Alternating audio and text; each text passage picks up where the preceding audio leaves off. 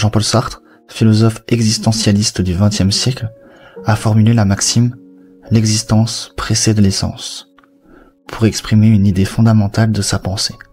Traditionnellement, on considérait que chaque être humain naissait avec une nature ou une essence préétablie, souvent dictée par des croyances religieuses ou philosophiques, en suggérant que l'homme n'a pas de nature prédéfinie, et que c'est à travers ses actions et ses choix qu'il se définit. Selon Sartre, à la naissance, l'homme est une table rase, sans essence ni préexistence.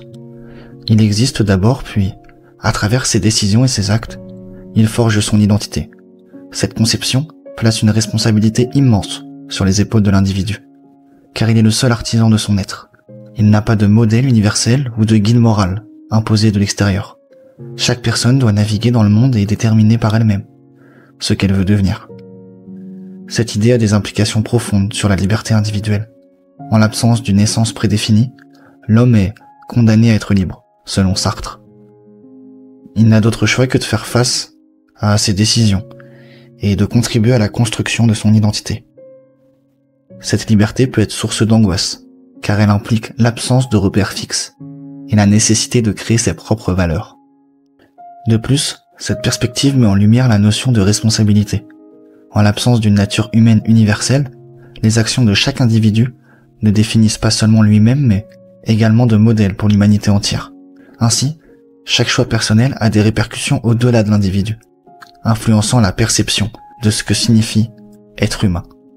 En somme, l'idée que l'existence précède l'essence invite à réfléchir sur la nature de l'identité humaine, la portée de la liberté individuelle et le poids de la responsabilité morale. Elle nous pousse à considérer comment nos actions quotidiennes contribuent à la définition de nous-mêmes et de la responsabilité morale, et de l'humain en général, sans fournir de réponses toutes faites, mais en encourageant à chercher et à créer notre propre sens dans un monde sans essence préétablie.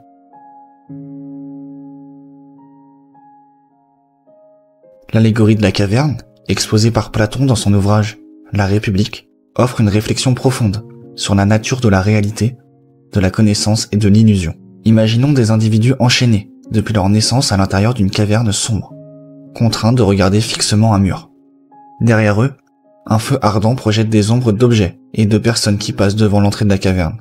Ces prisonniers, n'ayant jamais vu autre chose, considèrent ces ombres comme la seule réalité existante. À travers cette métaphore, Platon illustre comment les perceptions sensorielles peuvent nous enfermer dans une vision déformée du monde. Les ombres sur le mur symbolisent nos opinions et croyances superficielles, façonnées par les influences extérieures et les apparences.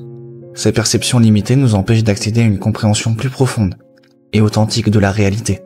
L'évasion d'un prisonnier, qui parvient à se libérer et à sortir de la caverne, représente le cheminement difficile vers la connaissance véritable. Au début, il est ébloui par la lumière du soleil, symbole de vérité suprême et du bien. Cette transition douloureuse reflète les défis auxquels nous devons faire face lorsque nous remettons en question nos croyances établies et cherchons à comprendre le monde au-delà des apparences. Une fois habitué à la lumière, le prisonnier libéré perçoit la réalité dans toute sa splendeur et comprend que ce qu'il avait pris pour vérité n'était que l'ombre d'une réalité plus vaste. Poussé par le désir de partager cette révélation, il retourne dans la caverne pour libérer ses compagnons. Cependant, ceux-ci rejettent son récit, préférant la familiarité de leur monde à l'incertitude de la lumière extérieure. Cette réaction souligne la résistance humaine au changement et à la remise en question de nos convictions profondes. Platon, à travers cette allégorie, invite chacun de nous à réfléchir sur nos propres perceptions et à reconnaître les limites de notre compréhension.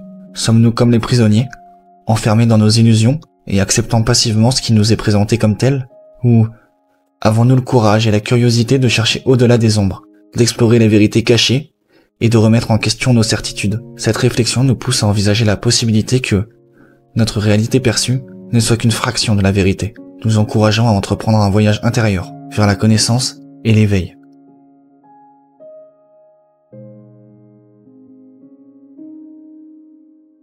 Sacrifier un proche pour sauver des inconnus. Le dilemme moral, qui consiste à envisager le sacrifice d'un proche pour sauver des inconnus, plonge au cœur de débats éthiques et complexes, interrogeant nos principes fondamentaux sur la valeur de la vie, la responsabilité individuelle et les conséquences de nos actions. Ce questionnement met en lumière les tensions entre différentes approches morales, notamment l'utilitarisme et le déontologisme. L'utilitarisme est une philosophie morale développée par des penseurs tels que Jeremy Bentham et John Stuart Mill. Il propose que la moralité d'une action est déterminée par ses conséquences. Selon cette perspective, il serait justifiable de sacrifier un individu si cela permet de sauver un plus grand nombre de vies, maximisant le bien-être général. Cette approche se concentre sur les résultats tangibles et cherche à atteindre le plus grand bonheur pour le plus grand nombre. Cependant, le déontologisme, associé à des philosophes comme Emmanuel Kant, insiste sur l'importance des principes moraux et de devoirs intrinsèques. Selon cette vision, certaines actions sont moralement inacceptables, indépendamment de leurs conséquences. Ainsi, sacrifier un proche, même pour sauver plusieurs inconnus, pourrait être considéré comme une violation d'un devoir moral fondamental envers autrui, en raison du lien personnel et de l'obligation morale de protéger des êtres chers. Des expériences de pensée telles que le dilemme du tramway illustrent ces tensions morales. Dans ce scénario, une personne doit choisir entre actionner un levier pour détourner un tramway hors de contrôle, sacrifiant ainsi un individu, ou bien ne rien faire et sacrifier 5 individus. Ces dilemmes mettent en évidence que nos décisions morales sont souvent influencées par des facteurs émotionnels et contextuels. Cette distinction suggère que notre sens moral est complexe et peut être modulé par des facteurs tels que l'intention, la proximité relationnelle et les contextes de l'action. De plus, des études interculturelles ont montré que les jugements moraux à travers le monde varient.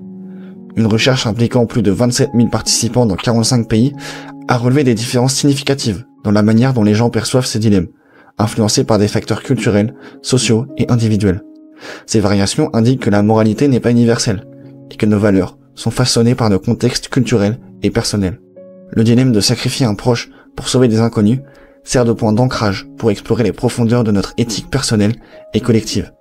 Il nous pousse à réfléchir sur la nature de nos obligations envers les autres, la hiérarchie de nos devoirs moraux et la manière dont nous équilibrons les conséquences de nos actions avec nos principes fondamentaux. Et toi, que ferais-tu? Sauverais-tu ton proche ou bien les inconnus?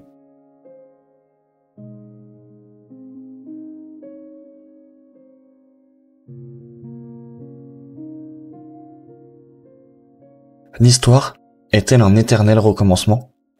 La question de savoir si l'histoire est un éternel recommencement invite à une réflexion profonde sur la nature du temps et de l'expérience humaine.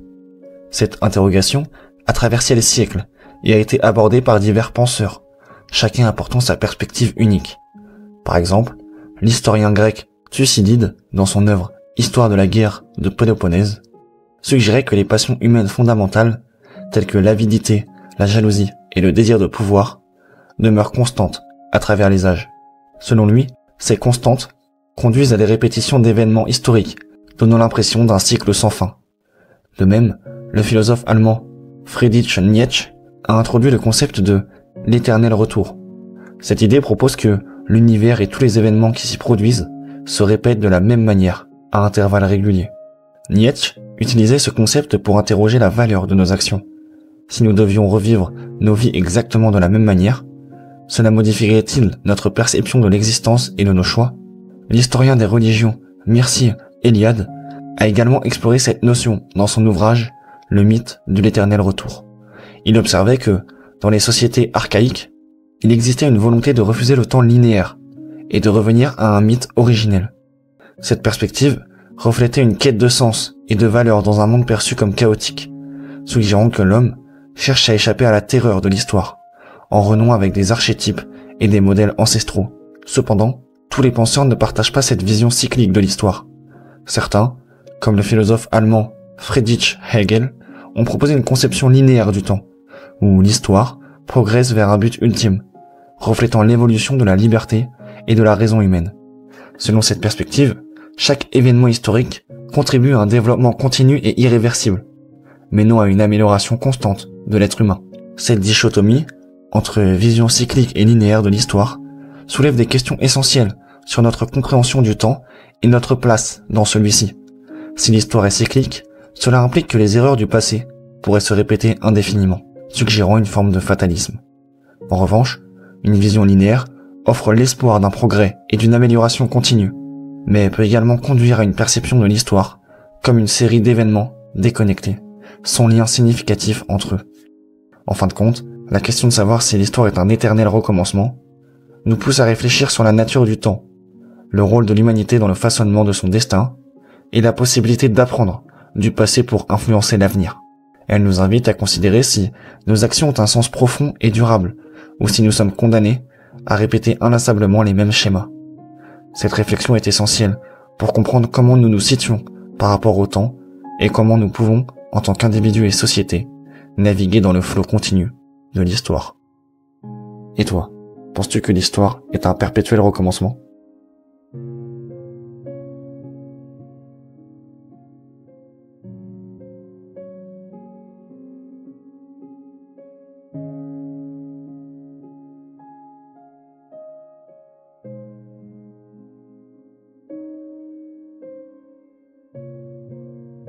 Faut-il respecter une loi injuste ? La question de savoir s'il faut respecter une loi injuste invite à une réflexion profonde sur la relation entre droit et la justice, ainsi que sur le rôle du citoyen dans une société démocratique. Les lois, en tant que normes établies par une autorité compétente, sont censées régir la conduite des individus au sein d'une communauté. Cependant, la notion de justice est subjective et peut varier en fonction des valeurs, des croyances et des contextes culturels. Ainsi, ce qui est perçu comme juste par certains peut être considéré comme injuste par d'autres. Dans une démocratie, les lois sont généralement le reflet de la volonté de la majorité. Cependant, cette majorité peut adopter des lois qui ne protègent pas adéquatement les droits des minorités, ou qui vont à l'encontre des principes fondamentaux de justice. Par exemple, les lois discriminatoires basées sur la race, le genre ou la religion ont existé dans diverses sociétés, suscitant des débats sur leur légitimité morale. Philosophiquement, cette question renvoie au débat entre le positivisme juridique et le droit naturel. Le positivisme juridique soutient que la validité d'une loi découle de son origine légale, indépendamment de son contenu moral. Ainsi, une loi adoptée conformément aux procédures établies est considérée comme valide, même si elle est perçue comme injuste. En revanche, la théorie du droit naturel postule que les lois doivent être en accord avec des principes moraux universels. Selon cette perspective, une loi injuste n'est pas véritablement une loi et peut être légitimement contestée. L'une des préoccupations majeures est le risque que chaque individu ou groupe interprète la justice selon ses propres critères, ce qui pourrait conduire à l'anarchie ou encore à l'instabilité sociale. Si chacun décidait unilatéralement de désobéir aux lois qu'il juge injustes, cela pourrait saper l'ordre social et rendre difficile la coexistence pacifique au sein de la société. C'est pourquoi certains philosophes politiques, comme le contractualisme, suggèrent que les individus acceptent volontairement certaines restrictions de liberté en échange de la protection offerte par l'État. Des figures historiques telles que Henri David Thoreau ont plaidé en faveur de la désobéissance civile face à des lois qu'ils considéraient comme injustes. Thoreau a soutenu que les citoyens ont non seulement le droit, mais aussi le devoir moral de désobéir à des lois qui perpétuent l'injustice, comme l'esclavage ou la guerre. Cependant, cette approche soulève des questions sur la manière de déterminer quelles lois sont injustes et sur les conséquences potentielles de la désobéissance individuelle. De plus, des philosophes comme John Rawls ont introduit le concept de justice comme équité, suggérant que les inégalités sociales et économiques sont acceptables seulement si elles bénéficient aux membres les moins avantagés de la société.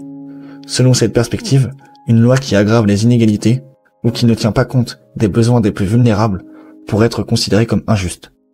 Il est également important de reconsidérer le contexte historique et culturel dans lequel une loi est adoptée. Certaines lois, qui étaient autrefois considérées comme justes, peuvent être perçues comme injustes à la lumière des normes contemporaines. Par exemple, les lois sur la ségrégation raciale aux États-Unis étaient autrefois légales, mais aujourd'hui, elles sont reconnues comme profondément injustes. En fin de compte, la question de savoir si il faut respecter une loi injuste ne trouve pas de réponse simple. Elle nécessite une évaluation critique des lois en vigueur, une réflexion sur les principes moraux sous-adjacents et une considération des implications sociales et personnelles de l'obéissance ou de la désobéissance. Et toi, penses-tu qu'il faut respecter une loi même si elle est injuste ?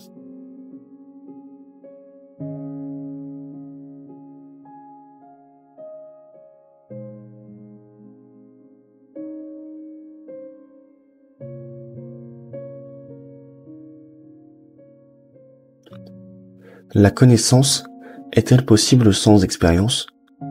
La question de savoir si la connaissance est possible sans expérience a été au cœur de nombreux débats philosophiques durant des siècles, opposant notamment les partisans de l'empirisme aux défenseurs du rationalisme. Pour explorer cette problématique, il est essentiel de comprendre les positions de philosophes tels qu'Emmanuel Kant, qui ont tenté de concilier ces deux approches.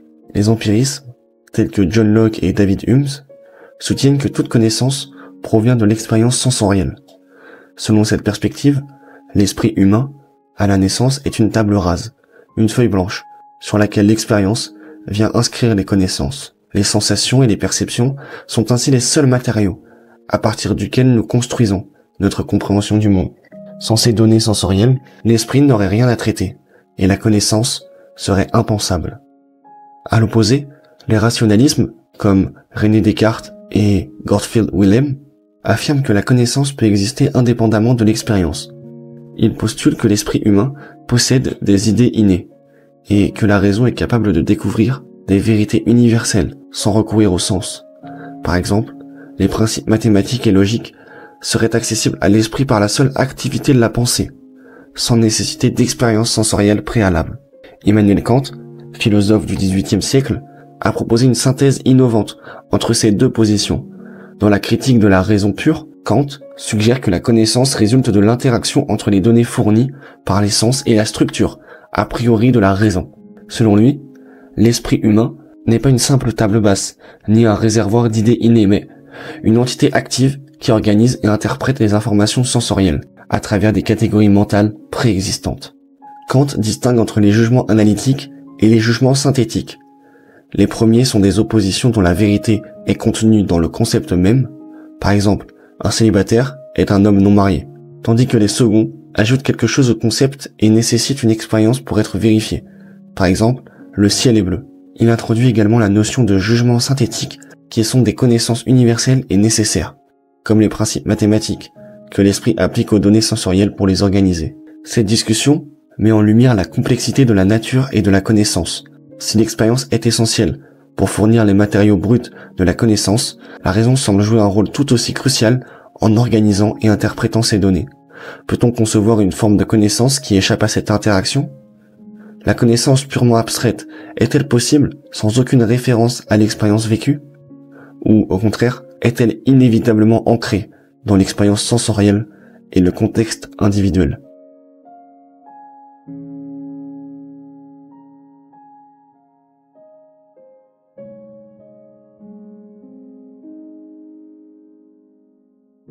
L'éthique conséquentialiste est une approche morale qui évalue la moralité d'une action en fonction de ses conséquences.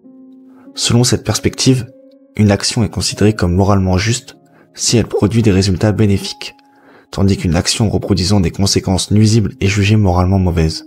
Cette approche se distingue des théories déontologiques, qui se concentrent sur la moralité intrinsèque des actions indépendamment de leurs résultats, et des éthiques de la vertu, qui mettent l'accent sur le caractère et les intentions de l'agent.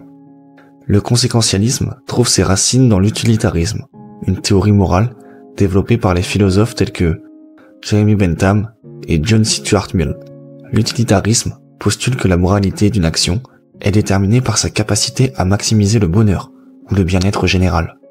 Bentham, par exemple, proposa le principe du plus grand bonheur pour plus grand nombre, qui suggère que les actions devraient être évaluées en fonction de leur capacité à augmenter le plaisir et à réduire la douleur au sein de la société. Cette approche implique un calcul des conséquences, où les bénéfices et les inconvénients sont pesés pour déterminer la meilleure action à entreprendre. Cependant, le conséquentialisme soulève plusieurs questions complexes. L'une des principales difficultés réside dans la prévisibilité et la mesure des conséquences. Il est souvent ardu de prévoir avec précision tous les résultats d'une action, en raison de la multitude de facteurs imprévisibles qui peuvent intervenir. De plus, déterminer l'étendue de la nature des conséquences, ainsi que leur impact sur le bien-être des individus, peut être un réel défi. Cette incertitude peut rendre l'application du conséquentialisme complexe et sujette à débat. Une autre critique du conséquentialisme concerne le risque d'ignorer les droits individuels et les principes moraux fondamentaux. En se concentrant exclusivement sur les résultats, cette approche pourrait justifier des actions qui violent les droits individuels, si ces actions conduisent à un bien-être général accru. Par exemple, sacrifier le droit d'une minorité pour bénéficier de la majorité pourrait être considéré comme acceptable, selon une éthique conséquentialiste stricte, ce qui soulève des questions sur la protection des droits individuels et des principes de justice. En somme, L'éthique conséquentialiste invite à réfléchir sur la manière dont nous évaluons la moralité des actions, en mettant l'accent sur les résultats plutôt que sur les intentions ou les principes sous-adjacents. Cette approche soulève des questions fondamentales sur la nature du bien-être, la prévisibilité des conséquences et la protection des droits individuels. Elle nous pousse à considérer si les résultats peuvent justifier les moyens et comment équilibrer les bénéfices pour la majorité avec le respect des droits et de la dignité de l'individu. Ces réflexions sont essentielles pour comprendre les implications pratiques et éthiques du conséquentialisme dans la prise de décision morale.